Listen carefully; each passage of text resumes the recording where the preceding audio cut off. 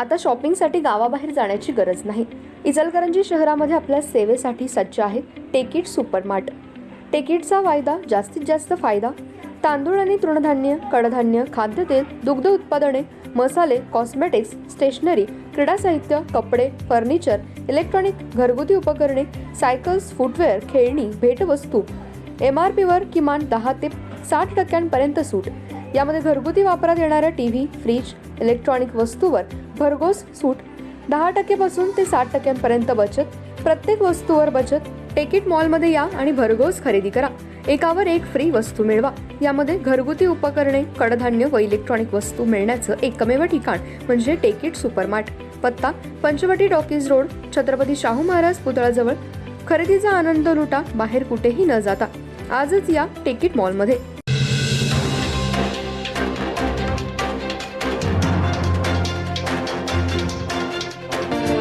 नमस्कार, मी तेजस्विनी मगदूम। एम मराठीमध्ये आपल्या सर्वांचं स्वागत आहे। पाहूया ठळक घडामोडी।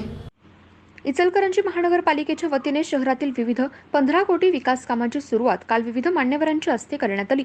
यावेळी माजी आमदार सुरेश हळवणकर बोलताना म्हणाले, कोणतेही सरकार काम पारदर्शक असले पाहिजे, त्यामध्ये भ्रष्टाचार झाला नाही पाहिजे। इचलकरंजी महानगरपालिकेमध्ये ऑनलाईन टेंडर भरल्यामुळे इचलकरंजी महानगरपालिकेचे जवळजवळ 2.25 कोटी रुपये वाचले आहेत। हे जर सत्ताधारी असते तर हे पैसे वाचले नसते।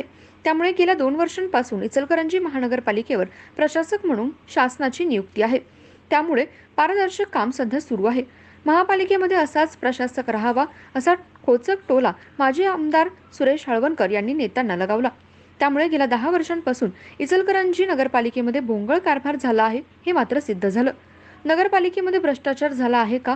कारण गेल्या 10 वर्षांपासून इचलकरंजी नगरपालिकेमध्ये भाजपची संयुक्त सत्ता करण्यात आली होती। यावेळी सुद्धा बरीचशी विकास कामे करण्यात आली होती। यावेळी भ्रष्टाचार झाला आहे का असा सवाल सध्या निर्माण झालाय। पहिल्यांदाच स्पर्धा होऊन टेंडर झाला असं तुम्ही सांगितलं ना, किती 1 कोटी वाचले का? हां, 1 कोटी 71 असा पारदर्शक कारभार आयुक्तांच्या काळामध्ये सुरू आहे। नागरिक म्हणतील की बॉडी नकोच, आयुक्तच राहू दे असं म्हणतील, तुम्ही असं सांगायला लागला तर त्यामुळे निश्चित चांगला आहे। असंच काम झालं पाहिजे आणि स्पर्धात्मक काम होऊन इचलकरंजीच्या विकासासाठी हा पैसा खर्च व्हावा अशा भावनेतनं त्यांचं नियोजन योग्य आहे। आयुक्त साहेबांना शुभेच्छा देतो, त्यांची कारकीर्द उत्तम व्हावी आणि आपण सगळे या कार्यक्रमाला उपस्थित राहिला त्याबद्दल खूप धन्यवाद। सेवा सदन हेल्थ प्लस हॉस्पिटल, यामध्ये बायपास सहित सर्व शस्त्रक्रिया, ऑपरेशन थिएटर, सुसज्ज कॅथ लॅब, सुसज्ज 28 बेडचे ICU, सर्व शासकीय योजना व सर्व इन्शुरन्स योजना, अनुभवी तज्ञ doctor, free home sample collection, 10 सूट, यामध्ये रक्तलघवी व इतर काही